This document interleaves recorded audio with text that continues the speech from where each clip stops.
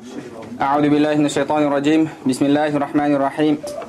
الحمد لله رب العالمين، والصلاة والسلام على نبينا وإمامنا وقدوتنا وقرة عيوننا محمد وعلى آله وأصحابه أجمعين.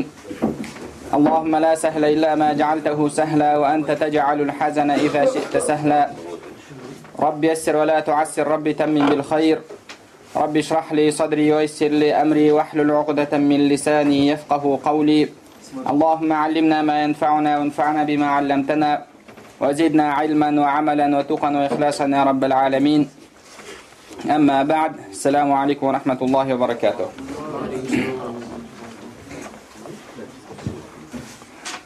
Бүгін даиф хадиске қатысты иншалла тағы бір мәселенің басын шолып өтсек.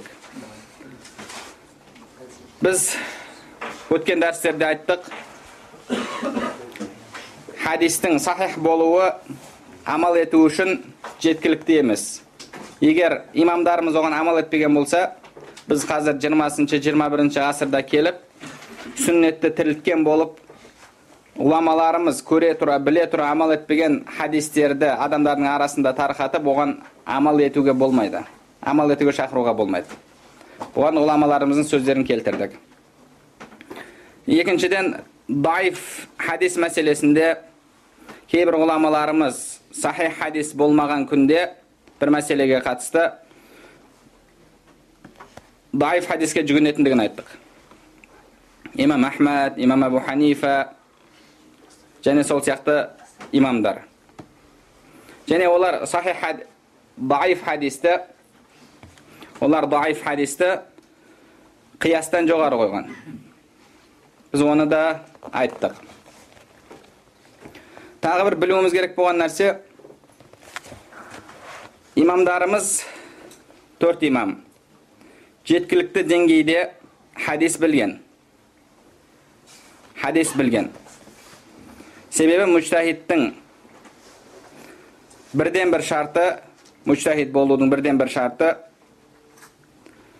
жеткілікті деңгейде хадисті білуі, сүннетті хадисті білуі. Ал 4 имамымызды барлық ғұламалар мойындаған мужтахид екен. Ондай болса, олар мухаддис. Егер олар хадис білмесе, басқалар оларды мойындамас еді. Сол үшін де имам Ибн Хаджар Асқалани рахмахуллах 4 имам жайында айтады. Олар жайында айтылған сындар, кейбір хадисте әлсіз ет, немесе тағы да басқа сол сияқты кейбір кісілерден шыққан сындар 4 имамға әсер етпейді деді. 4 имамға әсер етпейді, себебі олар фақат тажауазул қантара деді. Көпірден өтіп кеткендер. Бүкіл имамдар олардың мужтахид екенін мойындады. Мысалы, имам Ахмад рахмахуллахтан бір кісім 100 000 хадис білсе, фатуа беруіне болады ма деген кезде, ол кісі жоқ деген.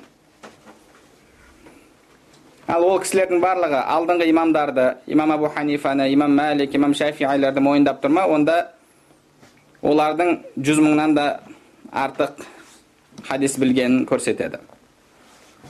Енді бірақ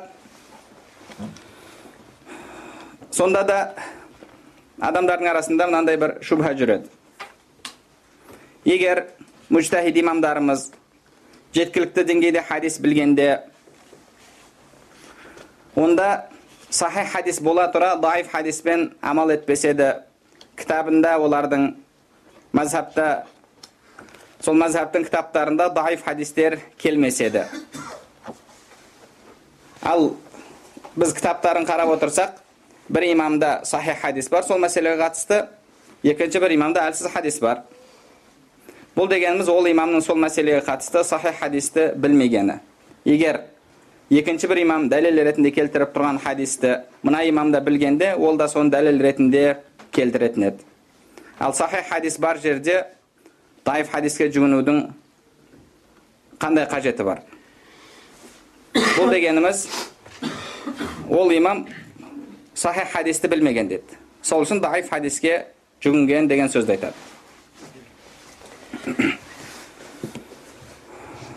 Енді бұған қандай жауап болады?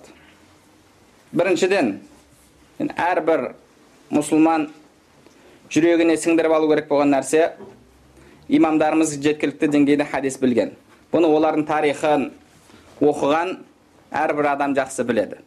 Тек қана егер ол тарихын бір ауру жүрекпен бір кемшілік табу үшін оқымаса, әрбір биттажарру дейді арабтар, сонда объективно бұл мәселеге қарап, арабтар маудуия дейді. Маудуия мен мәселеге қараған адам бұл имамдардың, 4 имамның жеткілікті деңгейде хадис білгенін кітаптардан көреді. Ал енді неге білсе, біраз мәселелерде, кейбір мәселелерде кітаптарында даиф хадистер келеді. Даиф хадистер келеді. Бірінші білу керек болған нәрсе, әрдайым мазхабтағы бір кітапта келген хадис, дәлел, имамның дәлел болуы шарт емес. Имамның дәлелі болуы шарт емес. Яғни, имамның өзінің кітабы емес, басқа бір кітапта, сол мазхабтағы бір хадис келеді. Бір мәселеге қатысты. Тура сол кітапта келген хадис, сол автор келтірген хадис, мазхаб имамының хадисі болуы, сүйенген дәлел болуы шарт емес. Үкім бір. Имамның айтып жатқаны, мынаның айтып жатқаны, екеуінің үкімі бір. Бірақ сол үкімге келтіріп жатқан дәлелі бір болуы шарт емес.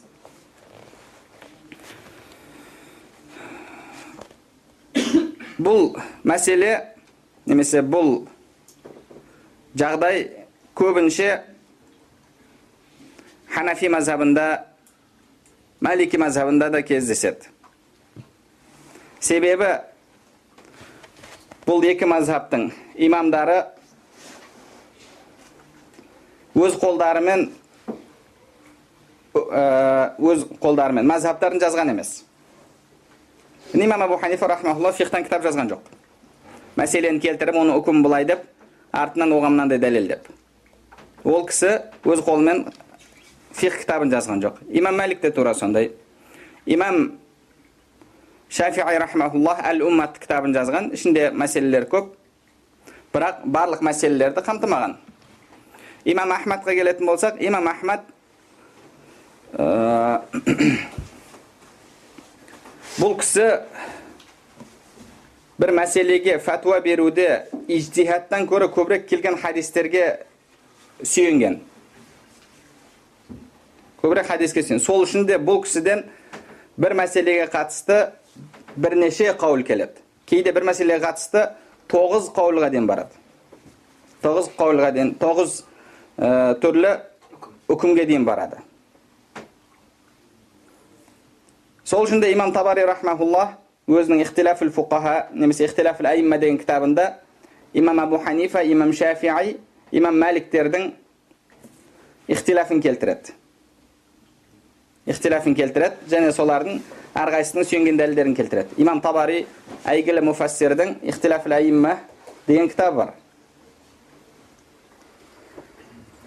Сол кездегі хамбалилер бұған қатты ашуланып, ол кісіні үйіне қамап қойып, сен біздің имамымызды мүжтәһид демедің деп, адамдардың кіріп шығуына тосқауыл болып, соңы ол кісінің қаза табуымен біткен бұл мәселе. Сондай үлкен тарихта бір ғасырлары фитнатул ханабила, хамбалилердің фитнасы деген атау алған бір жағдайлар болған. Соның бірі имам Табариға қатысты. Бірақ енді жалпы имамдарымыз, жалпы көпшілік ғұламалар ол кісінде мүжтәһидке кіргізеді. Бірақ бір мәселеге қатысты көптеген қаулдың келуін ол кісіге хадистің жетуіне, немесе хадисті естіп, сонымен фатуа беруіне негізделеді. Сол себеппен осындай көп қаул келеді деген сөзді айтады. Яғни, имам Марғинанидің мысалы, Хидая деген кітабын ашсаңыз, сол кітаптан бір үкімді және соған келтірген хадисін көрсеңіз. Сол тура имам Марғинандидің келтірген хадисі имам Абу Ханифаның хадисі болуы шарт емес. Хадисі болуы шарт емес. Үкім бір, бірақ келтіріп жатқан дәлел әртүрлі болады. Болуы әбден мүмкін. Және имам Ибн Аби Зайд Әл-Қайрауани рахмахуллахтың Рисала деген кітабы. Малики мазхабында. Бұда да тура сондай. Шафи мазхабында да, мысалы имам Ширазидің, немесе тағы да басқа ғұламалардың кітаптарында көретін дәлеліміз тура имам Шафидің дәлелі болу шарт емес. Имам Ибн Қудам Әл-Мақдисидің келтірген дәлелі Мұғни кітабындағы имам Ахмадтың дәлелі болуы шарт емес. Үкім біреу болса да дәлел әртүрлі болуы мүмкін. Енді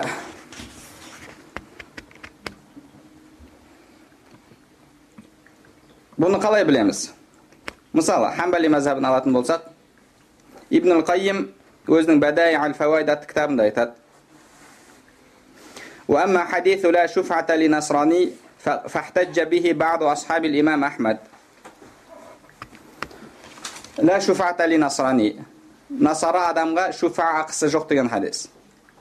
Шуфа, яғни көрші болып, мысалы бір жерде екі адам серік болатын болса, енді мынау өзінің жерін сатпақшы болып жатса,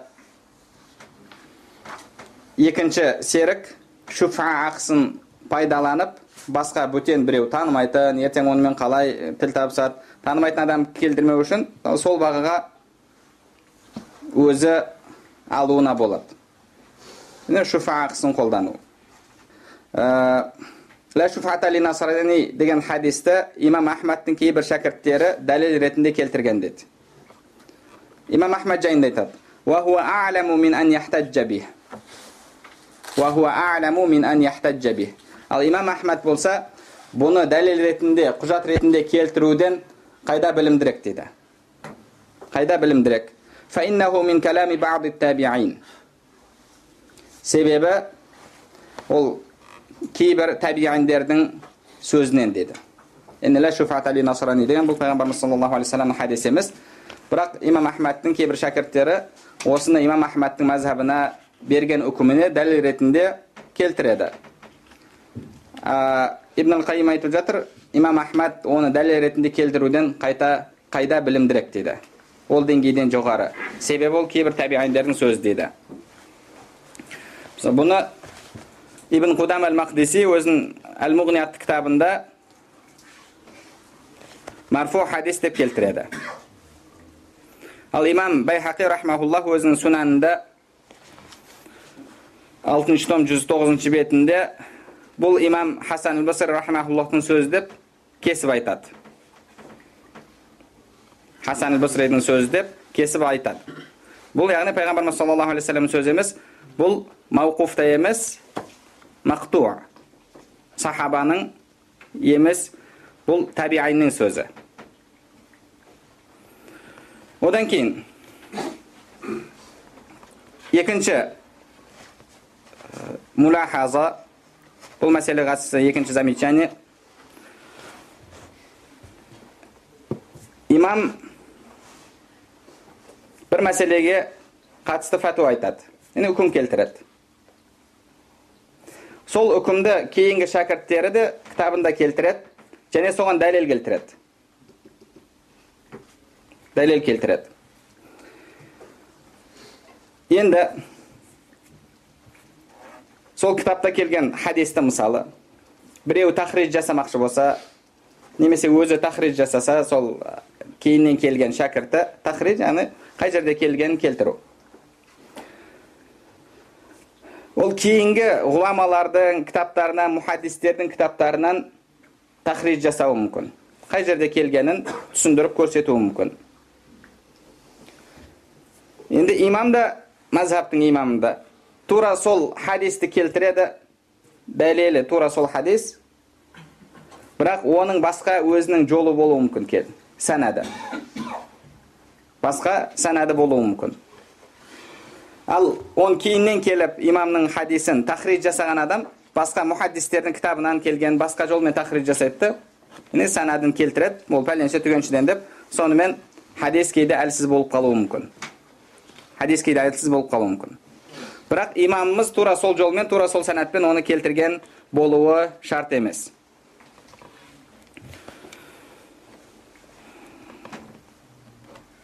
Мысалы, имам Марғинани рахмахуллах өзінің Хидаят кітабында келтіреді.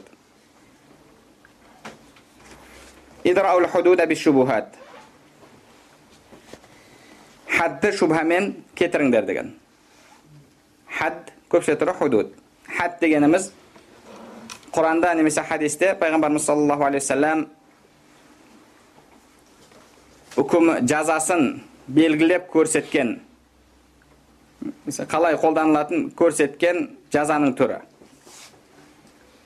Жалпы ғұламаларымыз жинаятты, уголовный кодексті жазаның түрін екіге бөледі. Хад және тазир. Хад дегеніміз Құранда көрсетілген жаза, хадисте көрсетілген жаза. Тазир ол соттың шешіміне қалдырылады. Соттың шешіміне қалдырылады.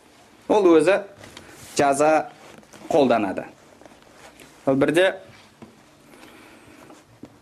қайсы бір халифаның кезінде жеке қалып қалған жігіт пен қыз ұсталған кезде, халуада қалғанын көрген кезде, оларға 99 дүре соғады. Себебі ол жеке қалып зина жасап қою мүмкін еді. Зина жасап қойғанда оларға 100 дүре соғылар еді. Бірақ олар зина жасамағандықтан да оларға 99 дүре соғады. Бұны тазир дейді. Ол басқаша бір жаза қолдануы мүмкін. Имам Марғинани рахмахуллах Хидаяда Идрау худуда бишубухат деген хадисті марфу деп келтіреді. Марфу деп келтіреді. Имам Зайлаи рахмахуллах Насбур рая фи тахриджи хадис al-Hidaят кітабында бұл Умар радиаллаху анхудың және Муаз ибн Джабал, ибн Мас'уд, Уқба ибн Амирлердің сөздерінен деді. Және олардан келген санаттарда үзіліс бар деді. Және сол санаттардың ішінде Ибн Аби Фарва деген кісі бар, ва хуа матрук. Ол хадис алынбай тасталынған адам. Және бұл имам Зухридің де сөзі. Идрау худуда бишубухат. Имам Зухриден де келеді. Ал имам Зухри ол табиин. Ол табиин. Имам Ибн Хазм рахмахуллах Захири. Ибн Хазм аз-Захири.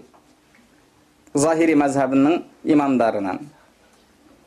Негізгі мазхабтың имамы Дауд az-Захири, кейін сол мазхабты қайта жаңғыртып, қайта тірілткен имам Ибн Хазм az-Захири.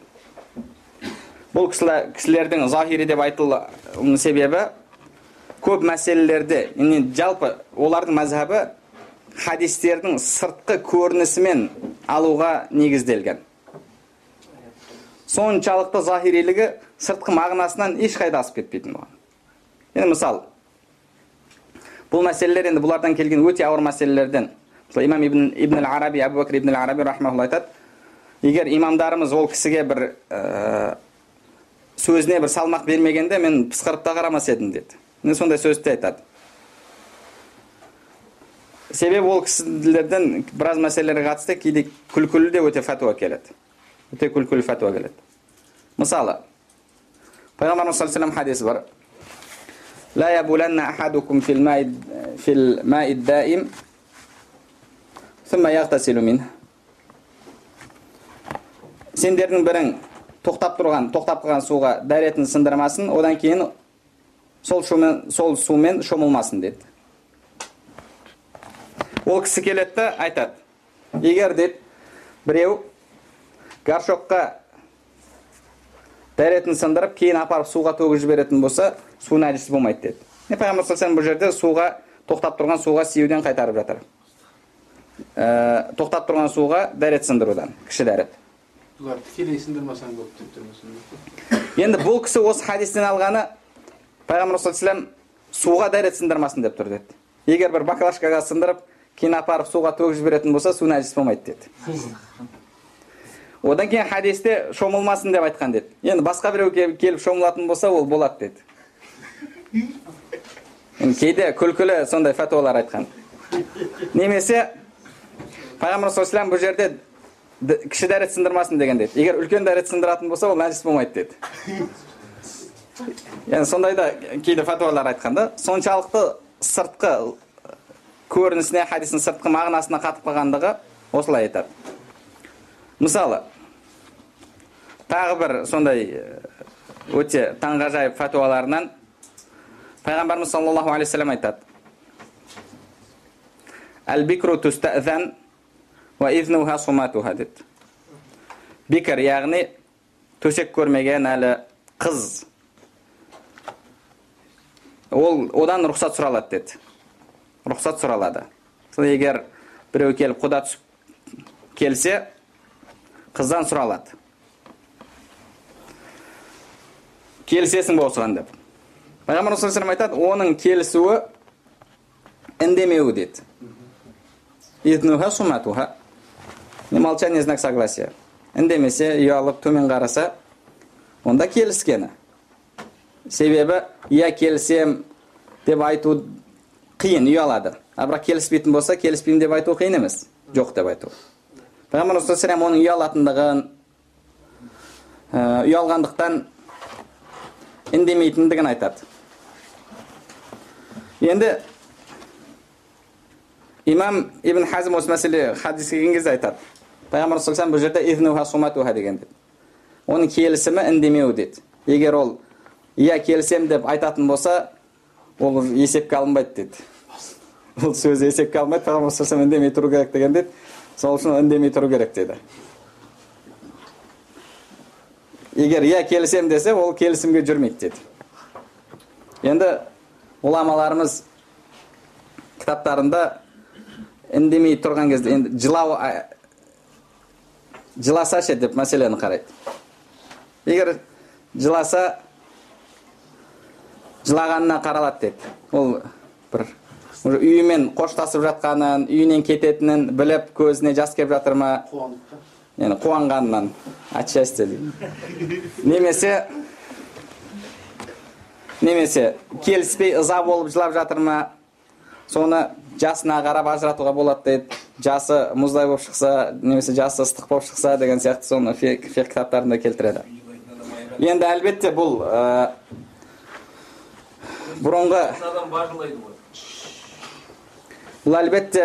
бұрынғы қыздарға қатысты айтылған. Енді қазіргі қыздар олар үндемей тұрмайды. Керісінше олар әке мен мынаған шығам десе, әкесі үндемей тұрады. Келіскенін білдіріп. Енді әкесінің үндемей тұрған келіскені ме, немесе ол да жылап жасын көру керек пе, енді Аллаху алем. Осы имам Ибн Хазм осы мәселеге қатысты келген кезде кейбір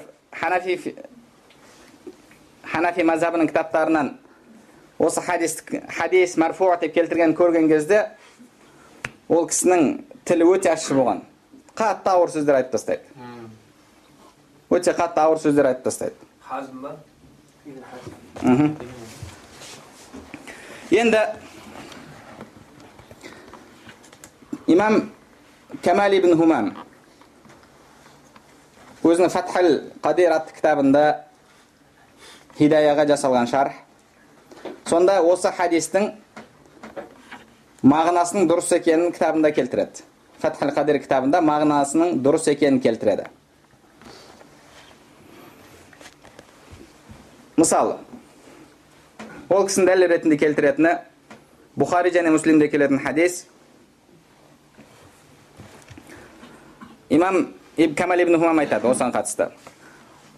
وفي تتبع المروي عن النبي صلى الله عليه وسلم والصحابة ما يقطع في المسألة فقد علمنا أنه عليه الصلاة والسلام قال لماعز لعلك قبلت لعلك لمست لعلك غمزت كل ذلك يلقنه أن يقول نعم بعد إقراره بالزنا. Егер пайғамбарымыз саллаллаху алейхи саламның халін қарайтын болсақ, сахабалардың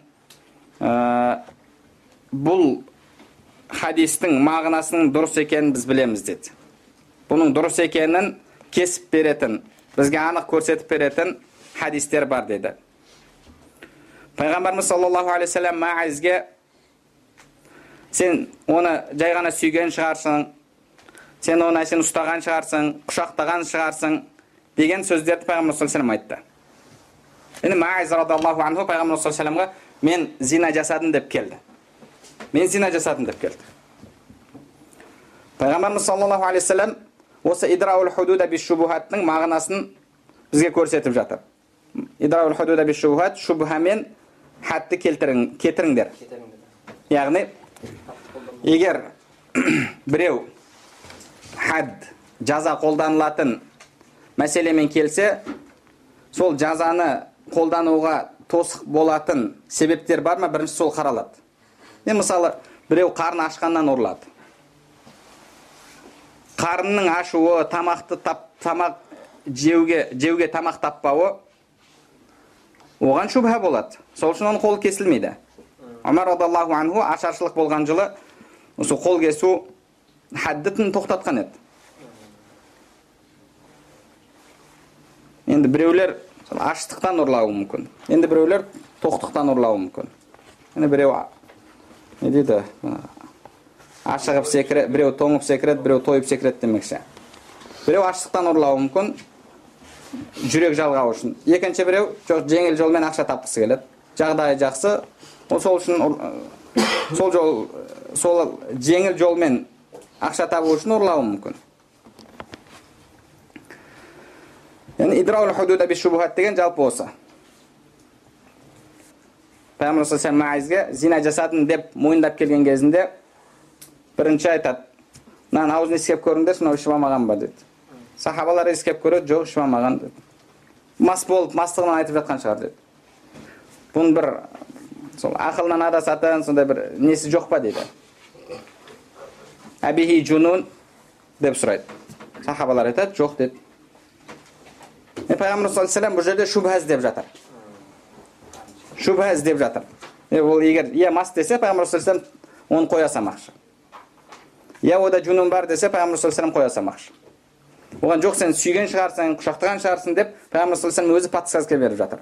Олай мен құшақтадым, жай ғана сүйдім десе, ол зина емес, бара бер деп жібермекші.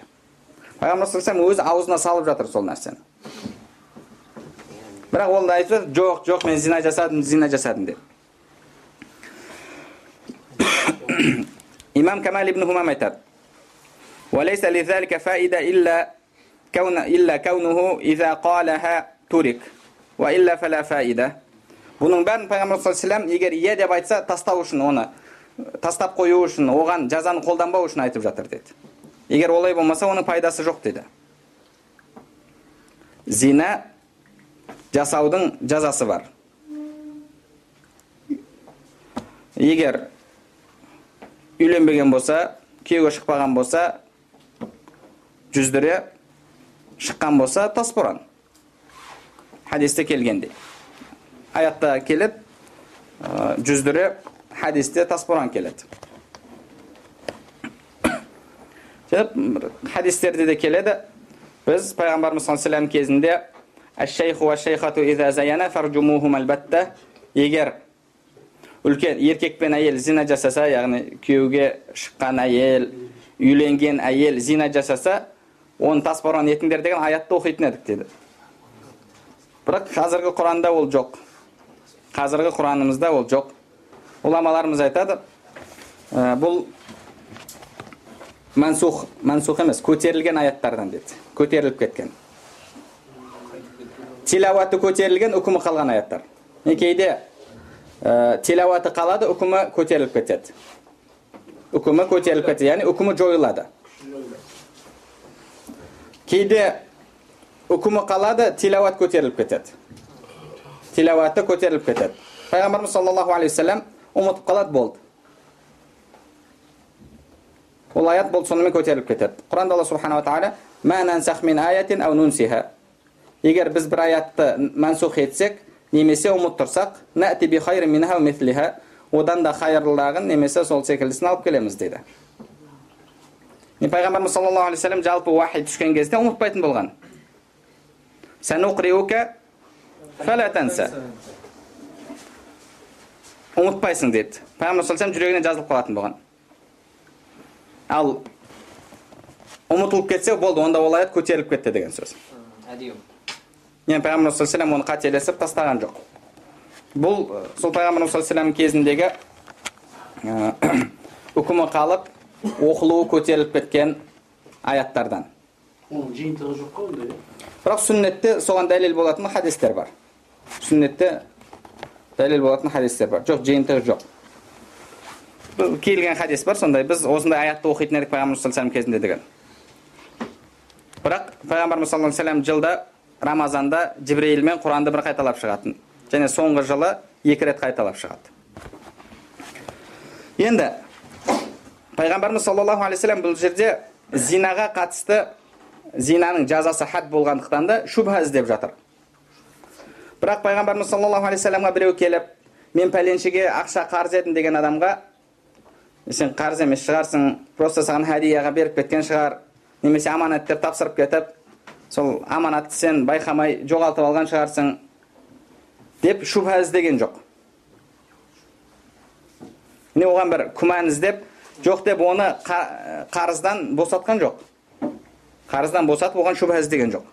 Мысалы, егер екінші біреу адамға аманат деп тапсырып кететін болса, аманат деп тапсырып кетсе, ол аманатқа ұқыптылықпен қараса, бірақ сонда да бір себептермен, мысалы, үйінде тұрған жерде найзағай түсті да машинасын күйдіріп жіберді, аманатқа тастап кеткен. Немесе аманатқа тастап кеткен бір нәрсесін жағып жіберді. Тағы да басқа сол сияқты нәрсе. Бұндай кезде аманатты қабылдап алған адам оның құнын төлемейді, оны қайтарып бермейді. Жазым болған жағдайда бұл. Пайғамбарымыз саллаллаху алейхи вассалам қарыз едім деп келген адамға, ол қарыз емес, саған хадия деп берген шығар, әшейін ойнап саған қарыз деп айтқан шығар, немесе саған әшейін аманат етіп тапсырған шығар, бұны қарыз деп бермеген шығар, сен қарыз деп алмаған шығарсың деп шубха іздеген жоқ оған. Яғни бұл дегеніңіз Пайғамбарымыз саллаллаху алейхи вассалам хадқа қатысты шубха іздеген, бірақ басқа нәрсеге қатысты шубха іздеген жоқ.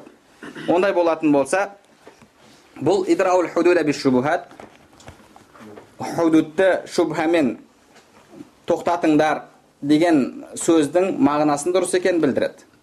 Яғни Камал ибн Хумам рахимахуллах осылай кітабында жауап береді. Және екінші жауап осы біздің мәселеге қатысты, қазір айтып жатқан мәселеге қатысты. Біз айттық, имам хадисті келтіру мүмкін, және кейінгі келген мазхабтағы ғалым сол хадисті келтіру мүмкін. Бірақ оны тахриж жасаған кезде басқа хадис ғұламаларының кітаптарынан тахриж жасайды, сонымен ол хадис даиф болып шығады. Ал бірақ тура сол санат имамда болуы шарт емес. Осы идраул худуда биш шубухат имам Абу Ханифа рахимахуллахтың муснадында келеді. Ол худуд кітабындағы 4-ші хадис. Муснад имам Абу Ханифадағы худуд кітабының 4-ші хадисі. Онда келген санат. Имам Ахмадтың муснад кітабында келген осы идраул худуда биш шубухат деген хадистің санаты былай келеді. Ан Миқасам عن ابن عباس قال قال رسول الله صلى الله عليه وسلم ادرأوا الحدود بالشبهات. Миқасамнан ол Ибн Аббастан, Ибн Аббас радаллаху анху айтады, Пайғамбар саллаллаху алейхи ва саллям айтты, идраул худуда биш-шубухат. Хадды шубхамен тоқтатыңдар деген. Имам Миқасам фиқа, сенімді хадис қабыл етілетін кісі. Оны имам Ахмад ибн Салих аль-Мусри, және имам Айджли, Яқуб ибн Суфиян, Дарақутнилер барлығы фиқа деген. Міне хадис қабыл етілетін кісі. Ибн Аббас ешқандай тәусиқті қажет етпейді, ол сахаба. Яғни бұл хадистің осы санаттан басқа сахих санады жоқ. Осы санаттан басқа сахих санады жоқ. Имам Марғинанидің Хидаяда келтірген санады ол басқа санаттан келтіріпті, ода әлсіз адамдар бар ішінде. Ал имам Абу Ханифаның муснадында келгенде, имам Абу Ханифа Миқасамнан естіді, табииннен, ол сахабадан естіген, сахаба Пайғамбар саллаллаху алейхи ва саллямнан естіген. Миқасам сиқа. Бұл хадистің бұл жолда санады дұрыс. Санады сенімді. Ол кісілердің көп мәселелерде ол өздерінің жеке санаттары болған ол мәселеге қатысты. Бірақ олар өздерінің санадын, өздерінің мәселелерін кітаптарында жазбағандықтан да кейін ғұламалар сол хадисті келтірген кезде басқа санатпен оны келтіріп жатады да, сонымен ол әлсіз болып қалады. Кейде қарап отырсаңыз оның себебі, мысалы хадистің әлсіз болуының себебі, имам Абу Ханифа сол хадис дәлел ретінде келтірген, одан кейін ол хадис риуаят етілген кезде имам Абу Ханифадан кейінге келген бір адамның себебімен даифқа шығып қалады. Енді ол бір адам кейіннен келіп жатса, имам Абу Ханифа оның ешқандай қатысы жоқ қой. Ол кісіге сенімді жолымен жеткен, басқа біреуге жеткен кезде ішіне әлсіз адам араласып, ол даиф хадиске айналып қалып жатады. Даиф хадиске айналып қалып жатады. Бірақ тура сол санат имам Абу Ханифада немесе имам Маликте болу шарт емес. Және ол кісілер өздерінің барлық білетін хадистерін жазған жоқ. Имам Абу Ханифа хадис кітап жазған жоқ. Имам Маликтің де Муаттадан басқа хадис кітап жоқ. Муаттада бір 500-де хадис келеді. Бұл дегеніміз имам Малик 500-ден артық хадис білмеді деген сөз емес. Үлкен мухаддис 500-ден артық хадис білмеді деп ешқандай ақыл есі айтпайды. Имам Шафииде де тура сондай. Имам Ахмадтың кітабында да қанша хадис? Ары кетсе 25 мыңдай ма хадис келеді. Муснадында. Ал тек қана ол өзінің білгенін бәрін сол кітапқа сыйдырып деген сөз емес. Имам қайсы бір мухаддистен сұраған, сен кейде бір хадистерді айтасың дейді. Біз оны сен кітабыңнан таппаймыз деген кезде, мен әрбір көкірегімде болған нәрсені саттартуху, яғни оны сол кітапқа түсіріп дейсіңдер ме деген сөзді айтады. Көп мухаддистерде хадистің білген хадистің барлығын кітапқа келтірген емес, кітапқа түсірген емес. Мысалы имам Бухаридің өзі қанша мыңдаған хадистер біледі. Бухаридегі хадистер 7000 хадис, қайталануын алып тастаған кезде 4000 хадис. Имам Бухари оны негізі қысқартып келтіреді. Қысқартылған кітап деді оны өзі. Сол үшін де ол егер біз кейінгі келген ғұламалардан бір хадисті көрсек, болды осы тура хадисті осы санатпен Абу Ханифа келтірген екен, значит Абу Ханифада бұл хадис әлсіз екен, Абу Ханифа бұның әлсіз екен білмеген екен, білмегендіктен осын дәлел ретінде келтірді екен деп айту, бұл асығыстық болып есептеледі. Бұл асығыстық болып есептеледі.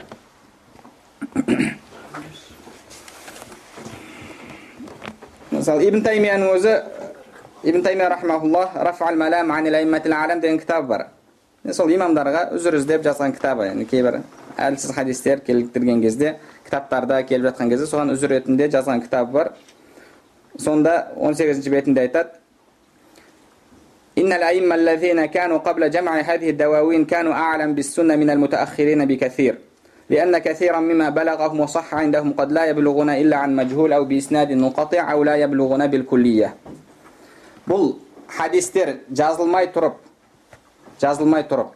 өмір сүрген имамдар кейінгі келген имамдардан хадисті қайда көп білген дейді. Қайда көп білген деді. Себебі деді. Одан кейін айтады.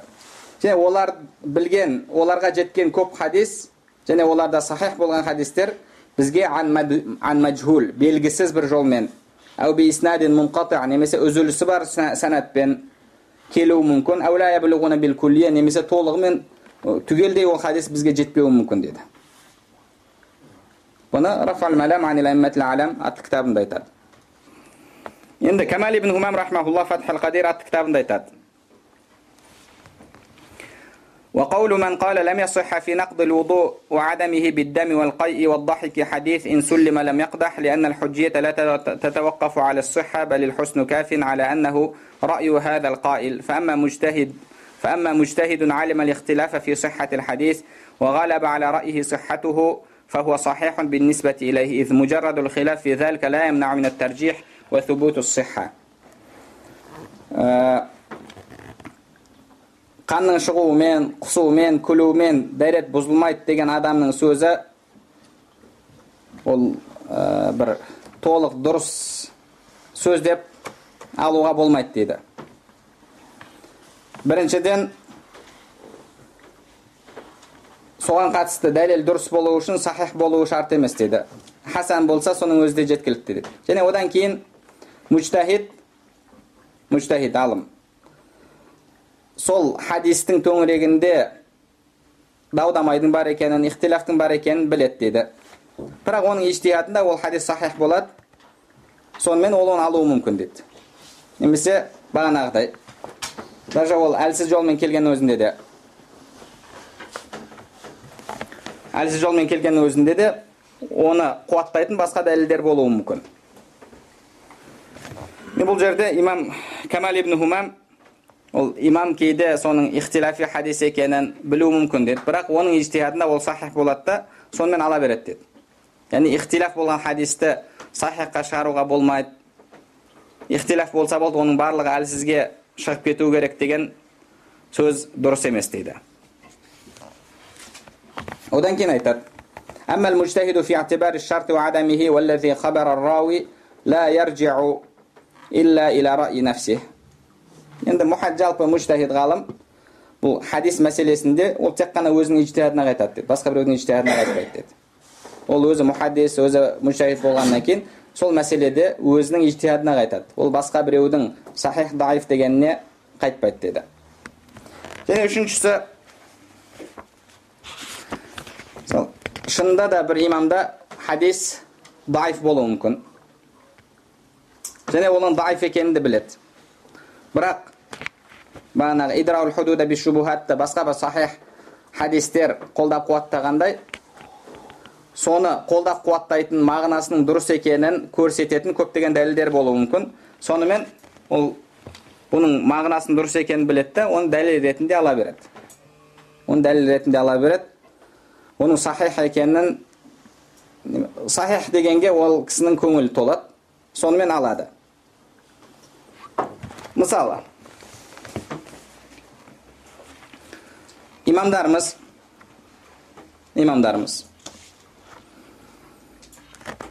талақ еркектің қолында екеніне, бұл иннамат талақу лиман ахаза биссақ, талақ балтырдан ұстағанның қолында деген хадисті имам Ибн Маджа Яхья ибн Букайрдан ол Ибн Лахиядан келтіреді. Ибн Лахия даиф. Имам Ибн Маджа рахмахуллахтан басқасы да бұл хадисті келтіреді, бірақ барлық хадистерде әйтеуір сондай әлсіз адамдар бар. Сол үшін де имам Шаукани Наиль Аутар кітабында 6-шы том 253-ші бетінде айтады: Туруқуху юқауи ба'духу ба'духа ба'да фаман хассанаху фамин ажли хада хассана. Енді оның әртүрлі келген жолдары бір-бірін қолдап қуаттайды. Кім егер оны хасан деген болса, сол үшін хасан деген дейді. Бірақ әрбір жеке бір жол өз алдына хасан немесе сахих болып бұл хадистің келмеген. Бірақ бұл дегеніміз бұл үкімнің дұрыс емес деген емес. Хадистің, сол хадистің даиф болып келуі үкімнің дұрыс еместігін білдірмейді. Себебі Құранда Алла субханала тағала көптеген аятта: Я юхан набию иза таллақтум ниса. Ей пайғамбар, егер әйелдеріңе талақ берсеңдер деп. Таллақа яғни талақ беру. Бұл жерде талақ беруші күйеу екенін көрсетеді. Ва иза таллақтум ниса фабалағна ажалахун. Әйелдеріңе талақ берсеңдер кейін мерзімі жетсе деп келеді. Вал муталлақату ятараббасын. Талақ етілгендер деп жатыр. Яғни әйелдер. Ол хадис тура сол жолдарымен, санаттарымен дұрыс болмағанымен мағынасы дұрыс. Сол үшін де ғұламаларымыз оны аят қолдап қуаттап тұрғаннан кейін келтіре береді. Ол кісілер ол хадистің әлсіз екенін білмегендіктен келтіріп жатқан жоқ. Кейде ол хадис әлсіз болуы мүмкін, бірақ оның мағынасын қолдайтын аят, хадис болып жатса, сонымен олар үкім бере береді. Мысалы, осы мәселеге қатысты Ибн ал-Qayim өзін Задил Маад атты кітабында حديث ابن عباس رضي الله عنهما المتقدم وإن كان في إسناده ما فيه فالقرآن يعضده وعليه عمل الناس. Ибн Аббастың хадисінде әртүрлі сөз болса да, яғни оның иснады дұрыс болмаса да, Құран оны қолдайды, және адамдардың амалы соның мағынасында деді. Енді соның мағынасымен адамдар амал етеді деді. Біз өткен жолы имам Тирмизидің көптеген хадистерде وعليه عمل الناس адамдар осы хадиспен амал етеді деген сөзін келтірген едік. Адамдардың амал етуі де ол хадисті дәлел болуға жарайтындығын көрсетеді. Егер үммет қабылдаса, оның санаттардың барлығы әлсіз жолмен келгенмен. Егер үммет қабылдаса, имамдарымыз амал еткен болса, онда ол амал етуге жарамды болады. Енді тағы бір мысал осы соңғы замечание қатысты, соңғы мулахаза қатысты. Имамдарымыз жалаңбас дәретханаға кірмеу керек дегенді айтады кітаптарында. Жалаңбас, бас киімсіз дәретханаға кірмеу керек деген кітаптарында айтады. Басты жабу керек дейді. Оған қатысты Пайғамбарымыз саллаллаху алейхи ва саллямнан келетін хадис бар. Кана Расулуллахи саллаллаху алейхи ва саллям иза дахала ал-мирфақ лабиса хизааху ва гатта рa'саху. Пайғамбарымыз саллаллаху алейхи ва саллям дәрет сындыруға баратын болса, басын жабар еді. Бұл имам Ибн Саадтан келеді. Имам Суйути Әл-Жами ас-Сағирда бұны Ибн Саад келтіреді деп айтады.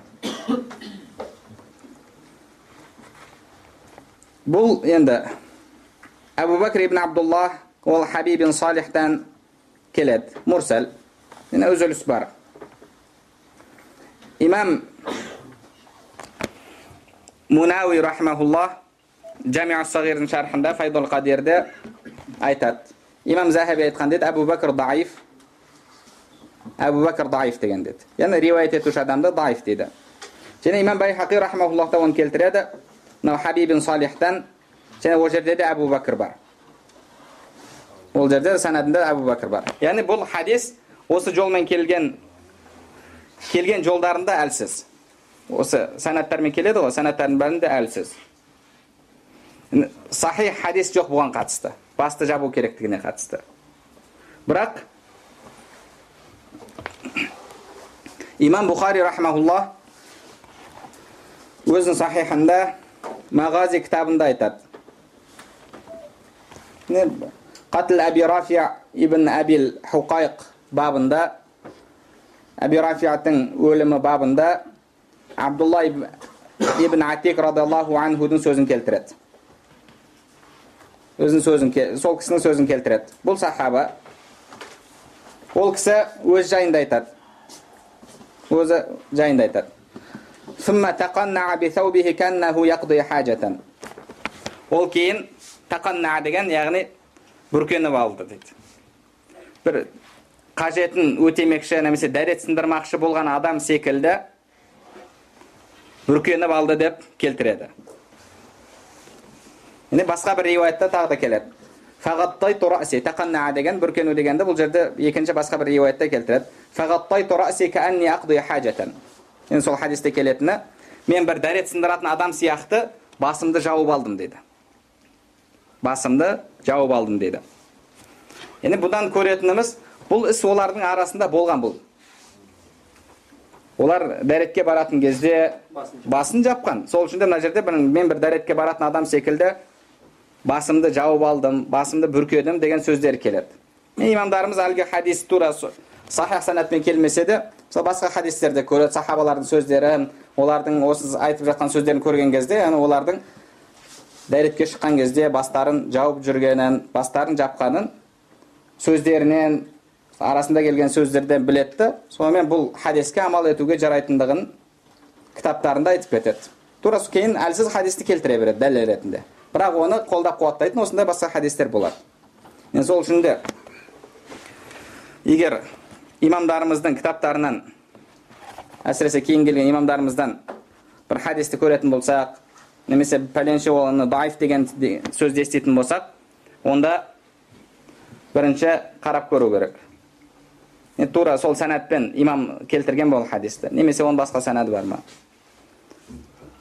Немесе оның мағынасын қолдап қуаттайтын басқа аят хадистер бар ма? Ғалымдар оған амал етіп жатыр ма? Соның бәрін қарап көру керек. Бірден даиф деген сөзді естіп алып, уралап, ол даиф екен, имам еш нәрсе білмейді екен, бұл хадистің сахих деген білмеген екен деген сондай даурықпа сөздерден адам сақ болу керек. Енді бұдан осы қазір біз айтып кеткен нәрседен көретініміз, ол имамдарымыз сол хадисті келтіруі мүмкін, өзінің басқа санады болуы мүмкін. Ол хадисті келтіруі мүмкін, бірақ басқа оған дәлелі басқа болуы мүмкін. Сол үшін де бұл жалпы 4 имам, бұлар әрі мұхаддис, әрі фақих, бүкіл үммет қабылдаған, бұлардың мазхабын қабылдаған, сол уақыттан бері жалғасып келе жатыр. Үлкен имамдарымыз олардың мазхабтарына қызмет етті. имам Науави, имам Ибн Хаджар ал-Асқалани, имам Бадруддин ал-Айни, имам Камал ибн Хумам, имам Қуртуби, имам Ибн Абдул Бар, тағы да басқа да қандай үлкен ғұламаларды көрсек, Ибн Касир, барлығы да сол мазхабтардың бірінде болып, солардың кітаптарына қызмет еткен. Олардың сондай білімі болмаса, солардың осы мазхабтардың пайдасының үлкендігі болмаса, имамдарымыз ол нәрсені істемес еді. Сол үшін де жалпы ол имамдарға жалпы бізде қазіргі кезде сенімді қайта күшейту керек. Қазіргі кезде имамдарымызға деген сенімді кейбіреулер адамдардың жүрегінен алып тастағысы келіп жатыр. Оларды бір жай ғана жүріп бір диплом сатып алып, ғалым болып кеткен адам сияқты қылып көрсетіп, әшейін бір пиардың рекламаның арқасында ғалым болып жүрген адам сияқты қылып көрсетіп, олар бір ешқандай бір дәлел білмеген адам сияқты қылып көрсетпекші болып жатады. Негізінде қазіргі кезде жалпы имамдарымыз осы мазхабтың үмметке деген пайдасын білгендіктен де барлығы да сол мазхабтарда болған. Қазіргі кезде кейбір адамдар мазхабтан шығуға шақырып, 4 мазхабтан шығып 40 мазхаб болып жатыр. 4 мазхабтан шығып 40 мазхаб болып жатыр. Бұл 4 мазхаб мұсылмандарды бөлу емес, керісінше мұсылмандарды біріктіру. Осы ғасырлар бойы мұсылмандар 4 мазхаб болғандықтан да олар бөлінбей келді. Ал егер біз мазхабтан шығатын болсақ, қазіргі кездегідей, онда әркім өз алдына, бас-басына мазхаб салып алып, әрі өз алдына бір-бір мужтахид болып, бір-бір мазхаб болып, соңында 4 мазхаб емес, 100 мазхаб болып кетеді.